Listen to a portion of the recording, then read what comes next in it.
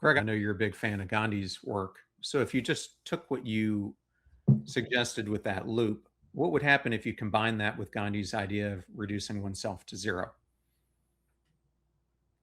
Because as I see this, if a lot of what you're talking about here is ego and removing oneself of ego. So to me, it would have a compounding effect the way I think about it, but I'm interested in your thoughts. I want to connect directly with the Gandhi question, but I want to do it this way, and you'll see why. There's in the early 1900s, you've got the first telegram and radio operators. So there's new cutting edge technology. And the people that were trying to utilize those technologies started using a metaphor for what they're doing, signal and noise. We've been using that as a metaphor throughout the conversation. Signal was the message you're trying to send, and noise is everything in the atmosphere, right? Like the literal physical noise interference that exists. And they knew from very early on that there was a relationship between the two, and they knew the relationship was approximately more signal power will help, and if you could reduce noise power, then that will also help. But it took 50 years until there was a researcher was able to articulate the mathematical relationship, so the law of information communication. And if I were to summarize that law in its simplest possible form, it would be this: is clarity equals signal divided by noise. Now, that is really important. And unless somebody's particularly mathematically inclined, it won't be obvious even when you first hear it what the importance of that is. But what it means is that noise is the determining factor. A tiny reduction in noise will have a greater impact on clarity than increasing signal. That's the point. And in fact, if you just want to stay mathematical for a moment, if you can reduce noise to zero, then what happens to clarity is it reaches almost to infinity. That is the law. And that isn't just like a nice idea. That law has been utilized by almost all technologies that are trying to send out messages or receive them ever since. So that is a great deal of our modern life is shaped by that. It's a very profound insight. All right. So if you can reduce the noise, clarity increases. That's the import. Now, you used a phrase. I know the phrase, I've, of course, used that phrase myself, that Gandhi, one of his key insights for being able to have this disproportionate impact in India was to reduce himself to zero. If I can cut out that noise, then that will help. And he was clearly correct. We're going to tie all these together. Is also almost verbatim language that I got from Eric Maddox. Okay, so we're going to take this. We're going to take the signal to noise ratio equation. Okay, we're putting that aside. Gandhi, you've mentioned, we touched upon it. Now I want to talk about Eric Maddox, and this will all thread together. Eric Maddox worked in an intelligence agency, and he was a Mandarin translator, but he also took an 8-week course in interrogation techniques. So that's just minimum standard, basic certification for being able to do interrogation. He does it. He almost fails the class. He doesn't like it. He doesn't like what he's learning in there. And he just goes, okay, put it aside, go back to what I was doing, until the Iraq war erupts. And as they're trying to gather together personnel, they're just literally looking through, okay, who has these two things checked on in their employee file, and he matches the combination. What it means in practical terms is he is sent immediately out of the blue to the front lines to Crete in Iraq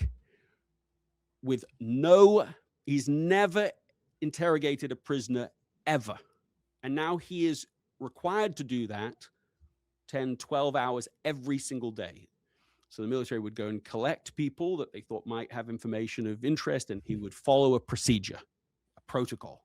And the protocol was exactly as I'm about to describe it. Well, I already know you're guilty, and I've got all the information here in this vanilla envelope here. I already know. You're going to Guantanamo for the rest of your life. The only way that you can get less than Guantanamo for the rest of your life is to cooperate with me. And if he could have somebody successfully go from a state of non-cooperation to cooperation, that's called breaking them. And he states the number that in this industry, if industry is the right word for it, but in this discipline globally, the rates are about 4% success rates. So very low success rates using this approach. And he does this for days. He hates doing it. He thinks the whole thing is stupid, as he did in his interrogation class, but he doesn't either have the courage to do anything different or doesn't perhaps even know there's a different way. He just doesn't think this is a very good way, until one of the prisoners turns to him and says, straight to him, just eyeball to eyeball, he says, "You don't get me, and you don't want to get me." And that pierces him because he knows that's true. He Mhm. knows that's built in, baked into the protocol he's using. And it's, yeah, well, that's it. You've named it. I feel naked. What on earth? What are we doing here? I don't even want to understand the other person. I'm assuming the whole story is what I already have defined. I'm just trying to coerce them using that existing story. So out of fear, they're going to break. Well, from then on, he's okay, I'm not doing this anymore. And so instead, what he does is he moves into, I would just, a signalist, right? I don't have better language than this. He just goes in there, listen to really lose himself in the other person's story. Okay, tell me all about it. Tell me everything. Just keep them talking. That was the goal. Just keep them talking so I can keep hearing and understanding. He said when he did this, he said, every person we spoke to, he says he now believes that with everyone in life are dropping breadcrumbs for us. And they're testing to see whether there is real interest. What level of safety am I at? How much do they want to understand? And if they don't, if they're just here to judge, or if they've already judged, I'm not interested. I know from the testing. And he said he found that they were all sharing it. And when he listened and understood, they just keep going and keep telling. He said by the end of an interrogation, he knew already very clearly, it didn't take expertise, he felt, 5 places they've lied. He wouldn't stop them all away, just keep letting him talk and talk, but he could feel those shifts, those, let's say, little micro body glitches. And so he'd just go back to them. Okay, listen, I've heard your whole story, but there are these 5 moments that you've talked about this. Let's go back and talk about each of these and what's really going on.